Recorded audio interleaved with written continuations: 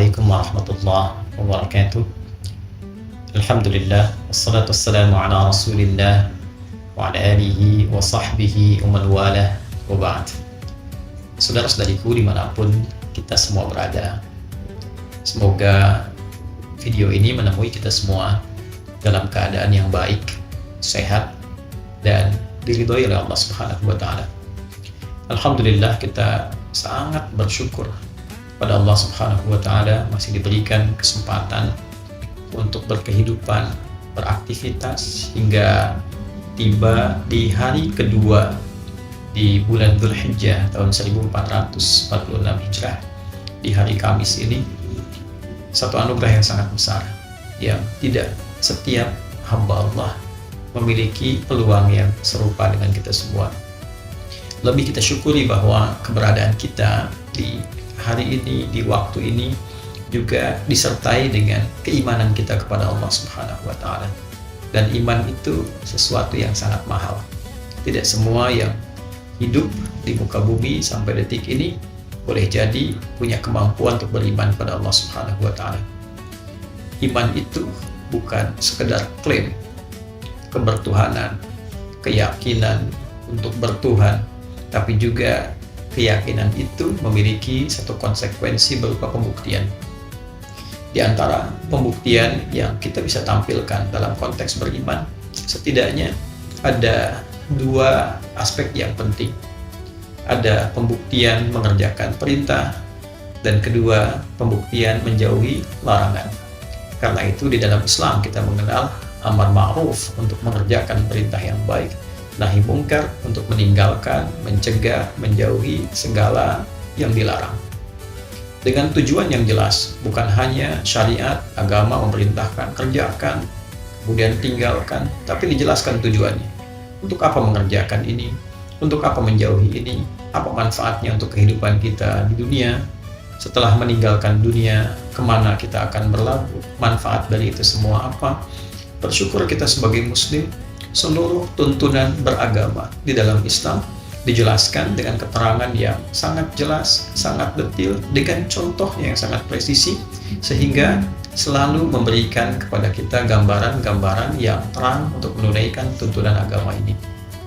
Di antara sekian tuntunan yang terkait erat dengan keberadaan kita di pembuka Dzulhijjah ini adalah salah satu hadis yang diriwayatkan oleh sahabat mulia Abdullah bin Abbas radhiyallahu ta'ala anhuma, yang kelak didokumentasikan juga oleh Al-Imam Al-Bukhari dalam kitab sahihnya, yaitu keterangan yang tersambung kepada hadis Nabi sallallahu alaihi wasallam ketika beliau bersabda, qala Rasulullah sallallahu alaihi wasallam, ma min al-ayyam, tidak akan ditemui perjalanan hari-hari dalam setahun itu, al-amalu salihu fihinna ahabbu ilallah, saat status amal soleh yang kita kerjakan di hari-hari itu naik ia menjadi status yang dicintai oleh Allah Subhanahu wa Ta'ala min hadhil ayyam al-ashr, dibandingkan dengan hari-hari yang lainnya, yaitu ditemukan pada 10 hari pertama di awal bulan Dzulhijjah. Secara singkat, dalam perjalanan hari dalam setahun, bisa kita katakan kurang lebih, sekali lagi kurang lebih, misal 365 hari dalam pendekatan Masehi, 350 hari sekian dalam penetapan kalender Hijriah. Ambil tengah-tengahnya, misal 360 hari dalam setahun. Kita tidak temukan dalam perjalanan 360 ini kecuali ada 10 hari yang spesial. Nah, saking spesialnya dikonfirmasi oleh di antara kalangan sahabat dengan mengatakan, walal jihadu fi sabilillah ya Rasulullah, apakah status jihad fi sabilillah, pahalanya, keutamaannya tak mampu juga menandingi 10 hari ini? Maka Nabi katakan, walal jihadu fi sabilillah illa rajulun kharaja binafsihi wa malihi falam yarji' bidzalika min syai'. Tidak juga mampu keutamaan 10 hari ini ditandingi oleh keutamaan jihad fi sabilillah kecuali jihad berjuang satu saja. Apa itu? Seseorang yang bertekad berjuang, membawa dirinya, maka berkorban dia dengan jiwanya dan hartanya. Dia tidak kembali dengan pengorbanannya itu. Jadi dia berjuang dengan dirinya, dengan hartanya, sampai dia meninggal dunia. Seperti orang dalam perjuangan spiritual berhaji, dengan dirinya, dengan jiwanya, dengan hartanya. Oleh karena itu, jika ada seseorang bahkan baru berniat berangkat menunaikan haji, dengan hati yang ikhlas, dengan harta yang bersih, dia berangkat dan meninggal, itu termasuk tinggi sekali amalannya, dan tingkat jihad yang paling tinggi yang mengalahkan keutamaan 10 hari ini. Tapi di luar itu, 10 hari ini istimewa. Itulah pembuka bulan Dzulhijjah, 10 hari pertama. Maka dari itu, para ulama hampir seluruhnya mengomentari hadis ini yang statusnya sangat sahih dengan status motivasi kepada kita untuk meningkatkan perbuatan-perbuatan mulia yang dipandang oleh agama. Setiap perbuatan mulia yang dipandang baik oleh agama itu disebut dengan amal saleh namanya. Maka dari itulah kita ketika hadir di momen ini saling memotivasi diri.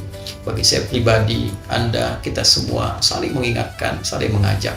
Semua peluang tidak harus dibatasi karena Allah akan menilai berdasarkan ketulusan niat kita. Yang berpotensi dengan badannya, fisiknya, tenaganya, dia tingkatkan amal saleh dengan fisiknya. Sholatnya, baca Qurannya, ada sesuatu di jalan yang bisa ia ambil, bantu singkirkan, duri kah, batu kah, dia lakukan dengan niat karena Allah, memuliakan perintah Allah, memuliakan petunjuk Rasulullah, nilainya tinggi, lebih dari jihad fisabilillah. Kita, sekali lagi saya buka tadi dengan iman kita. Iman ini yang memandu kita untuk meyakini. Yakin, silahkan. Belum yakin, belajar supaya mengerti mengapa ada tuntunan semacam ini. Kemudian yang memiliki titipan dari Allah berupa kelebihan harta, silahkan beribadah dengan hartanya. Berinfak, punya agenda, hari ini infak berapa, besok berapa. Dan nilainya itu beda dengan hari-hari yang lain. Nanti mendekat kepada kurban dan sebagainya. Kemudian bisa yang menggunakan intelektualnya. Dia beramal soleh dengan ilmunya, dengan pikirannya. Keluarkan ide-ide yang baik. Memberikan share kebaikan kepada orang, menjelaskan hukum-hukum, niatkan karena Allah. Itu lebih daripada jihad fisabilillah dalam konteks ini.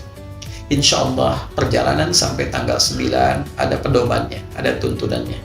Nanti insya Allah di kesempatan yang lain kita akan coba rinci sedikit demi sedikit. Yang mau kurban disiapkan dari sekarang. Yang ingin meningkatkan puasa boleh dari hari pertama tadi yang puasa, alhamdulillah. Yang belum ada kesempatan hari ini barangkali teman-teman ya, yang pertama kemarin selesai Rabu, sekarang Kamis, yang belum sempat hari ini Jumat belum sempat, Senin bisa mulai. Ya, nanti hari ke-8 misalnya mau puasa, bisa. 9 bagus.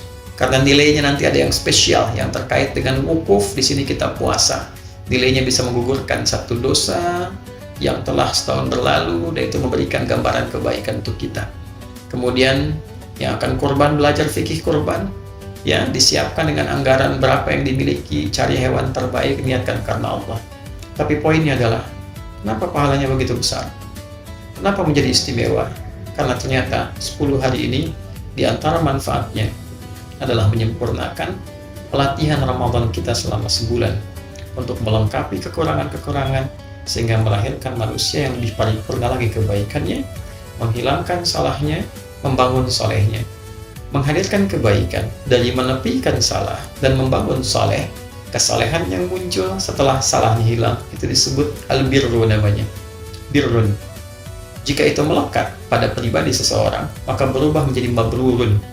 Ada orang demi meraih itu dia menunaikan haji yang merubah perilaku orangnya menjadi lebih baik dari sebelumnya, lebih soleh dan hilang salahnya. Dia tekan salahnya untuk muncul solehnya. Itulah haji mabrur. Yang belum punya kesempatan berhaji di tahun ini, dia berusaha memaksimalkan 9 hari di awal, kemudian ditutup dengan hari ke-9 dia puasa, memperbaiki diri. Karena itu kalimatnya serupa dalam substansi. Al-Hajju Arafah, di sini Siyam Yaumu Arafah. Al-Hajju Arafah, puncak hajinya Arafah. Di sini Siyam Yaumi Arafah, puasa yang ditunaikan pada waktu Arafah. Orangnya wukuf di sana, kita menunaikan di sini puasa dengan nama untuk menunjuk substansi yang serupa, bukan puasa biasa. Koreksi diri, mengenal kekurangan, menepikan yang salah, membangun yang soleh. Ketika berbuka, kita berbuka dalam keadaan lebih baik. Ada yang mampu menyembelih hewan korban, sifat jelek hewaninya dibuang, sifat insaninya muncul. Maka berzikirlah hari ke-11, 12, 13 ayam tasyrik. Di sana di Mina, di sini kita di tempat kita berkedudukan. Sehingga berikutnya lahirlah manusia yang lebih ingin dekat kepada Allah, ingin lebih berbuat banyak kebaikan, dan itulah intisari dari takwa. Fadhkurullaha fi ayyamin ma'dudat. Silahkan di hari-hari yang diketahui berzikir, tingkatkan kepada Allah di tempat yang telah dipahami. Bagi siapa yang merasa 2 hari sudah cukup, faman ta'ajjala fi yaumihi fala itsma alaihi wa man ta'akhkhara fala itsma alaihi liman ittaqa. Siapa yang merasa 2 hari cukup, sudah kembali kebaikannya, sudah terasa takwanya, nafar awal selesai. Siapa yang ingin menyempurnakan, dalam arti masih ada yang kurang, saya pengen perbaiki lagi, hari ketiga dia merasa nafar akhir selesai, silahkan, gak ada masalah di situ. Liman ittaqa, bagi siapa yang menyimpulkan sudah punya jiwa takwa yang tersimpan pada dirinya. Kita yang belum haji, kita rasakan suasana itu, refleksikan diri kita, rasakan perubahannya. Ketika merasakan perubahan takwa, itulah al-birrun yang dilekatkan pada jiwa menjadi mabrur, dipraktekkan menjadi istimewa, maka berubahlah ia, bertransformasi menjadi pribadi yang lebih baik dari sebelumnya. Itulah yang mahal dibandingkan dengan jihad fi sabilillah. Itulah jihad nafsu, itulah jihad yang mentransformasikan diri kita menjadi lebih baik, sehingga digunakan kapanpun, dalam posisi apapun, dia menjadi manusia terbaik. Dan jika ada pejabat melakukan ini, dia menjadi pejabat yang terbaik. Mustahil dia berbuat curang, mustahil dia kriminal, mustahil dia menipu, mustahil dia korupsi. Jika ada ustadz, kiai lulus dalam program ini, maka menjadi ustadz terbaik, kiai terbaik, pengusaha juga demikian, ayah demikian, ibu demikian, anak demikian. Dan kita berharap se-Indonesia ini setidaknya menjadi muslim yang baik untuk diri kita, keluarga, masyarakat, bangsa, dan negara. Semoga Allah mengabulkan. Subhanakallahumma wa bihamdika, asyhadu an la ilaha illa anta, astaghfiruka wa atubu ilaik. Assalamualaikum warahmatullahi wabarakatuh.